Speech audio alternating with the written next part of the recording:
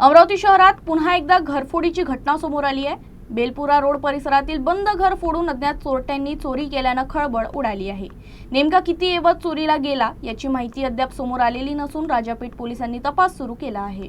घटनास्थळी पोहोचलेल्या पोलिसांनी पंचनामा करून तपास सुरू केलाय।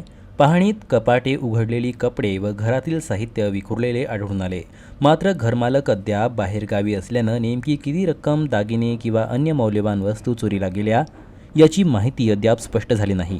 उबाळे कुटुंब परतल्यानंतर नुकसानीचा अचूक तपशील समोर येणार आहे। दरम्यान राजापेठ पोलिसांनी परिसरातील सीसीटीव्ही फुटेज तपासण्यास सुरुवात केली असून संशयितांच्या हालचालींचा मागोवा घेतला जातोय।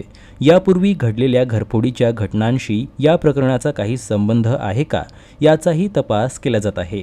वाढत्या घरफोड्यांच्या पार्श्वभूमीवर पोलिसांनी नागरिकांना घर बंद करून बाहेरगावी जाताना शेजाऱ्यांना माहिती देणे, सीसीटीव्ही यंत्रणा कार्यान्वित ठेवणे आणि मौल्यवान वस्तू सुरक्षित ठिकाणी ठेवण्याचं आवाहन केलं। या प्रकरणाचा लवकरच उलगडा करून चोरट्यांना जेरबंद करण्याचं आवाहन आता राजापेठ पोलिसांसमोर आहे।